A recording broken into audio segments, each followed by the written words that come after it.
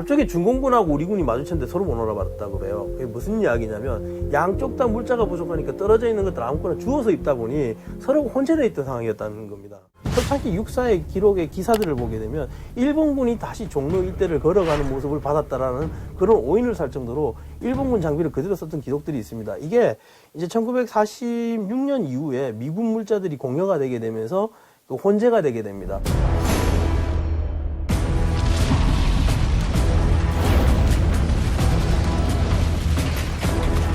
그렇게 국군은 한국전쟁 기간 동안 내 나라의 자유와 평화를 위해 남의 나라의 군복을 입고 싸워야 하는 아이러니한 상황에 놓이게 된다.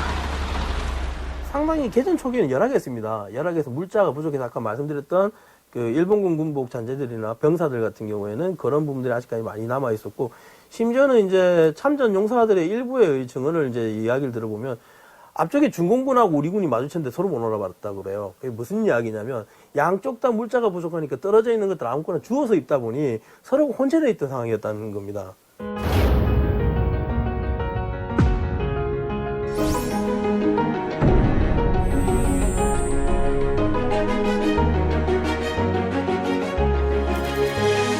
우리나라의 최초로 현대식 군복이 등장한 시기는 1895년 대한제국 때였다.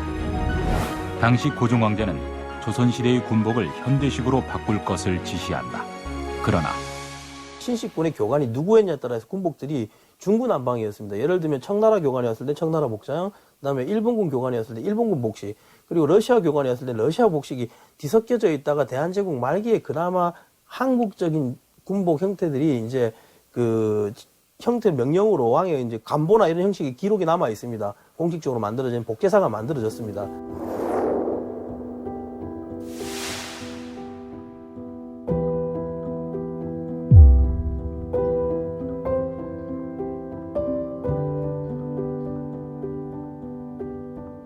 우리가 일본의 식민지 취하가 되면서 이런 문화들이 다 단절이 돼버린 거죠.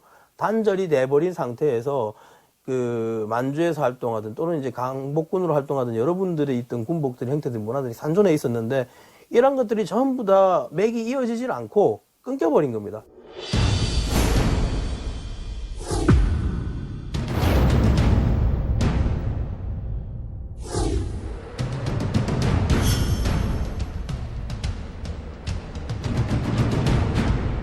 한국 전쟁 중에 이뤄진 미군의 방한복 개발은 영하 30도의 혹한 속에서 치러진 최악의 동계 전투, 장진호 전투가 중요한 계기가 됐다.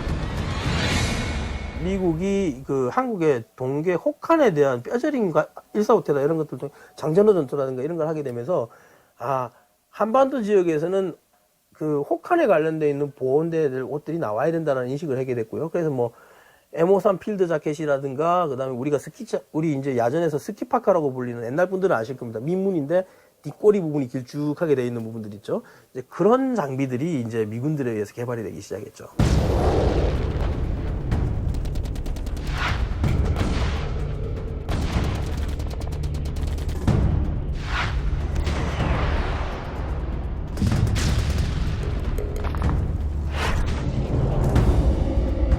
방한 성능을 놓고 이야기를 하자면은 그 중국군 이제 중공군이라고 했죠. 당시에는 중공군의 방한복이 상당히 방한 능력이 뛰어났습니다.